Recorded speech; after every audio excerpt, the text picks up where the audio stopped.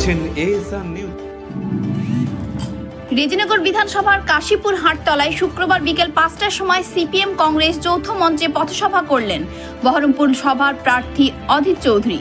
উপস্থিত ছিলেন জয়ন্ত দাস, কংগ্রেসের জেলা মুখপাত্র, কংগ্রেসের ব্লক সভাপতি মিন্টু, তঙ্গুরাম তরফদার, সিপিএম এর সাধারণ সম্পাদক।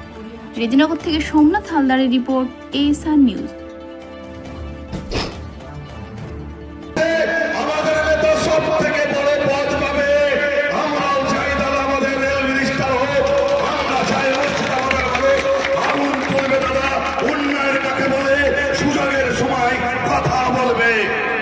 কোটি কোটি টাকা নিয়ে আজকে মসজিদ আমাদের পঞ্চায়েত সমিতি জেলা পরিষদ সমস্ত তোমার হাতে তুলে দেওয়া সত্ত্বেও আজকে 182 একর জমি ধুঁকছে বনে জঙ্গলে পরিণত হচ্ছে সাপের রাজরাতে। এই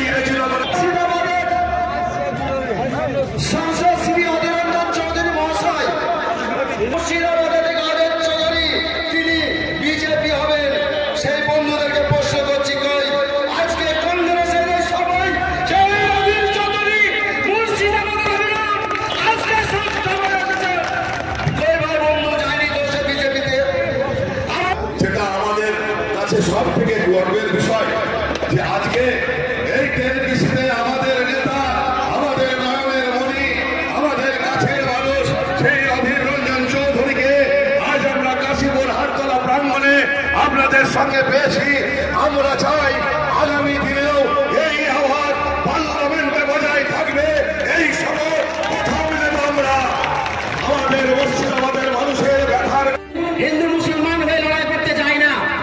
আজকে হিন্দু মুসলিমদেরকে পিছিয়ে দেবে। এর কিছুদিন পরে আবার দেখতে পাবেন হিন্দুদের মধ্যে বর্ণ বিদ্বেষ শুরু হবে, যেখানে ব্রাহ্মণ ক্ষত্রিয় বৈশ্য, সেখানে ব্রাহ্মণদের ঐতিহ্য থাকবে, নিচু জাতি যারা থাকবে তারা তাদের ঐতিহ্য টিকে থাকতে পারবে না। 500 টাকা সেখান থেকে 1000 টাকা। আমরা ভারতবর্ষের মহালক্ষ্মী প্রকল্প পাচ্ছি। মহালক্ষ্মী প্রকল্প কি? একটা গরিব পরিবারের একজন মহিলা বছরে পাবে 1 লাখ। প্রকল্পের নাম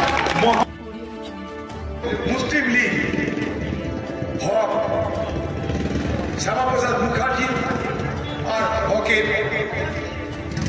সরকার ছিল এই বাংলায়, অর্থাৎ মুসলিম লীগ আর হিন্দু মহাসভা এ বাংলায় স্বাধীনতার আগে সরকার করেছিল।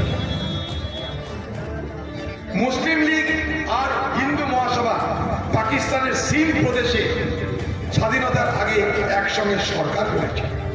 ভারতবর্ষের এনএসজি টিম নামাতে হয়েছে, কি বলবেন দাদা? এনএসজি টিম নামাতে হয়েছে সন্দেশখালীতে বোম উদ্ধারকে কেন্দ্র করে বাংলা।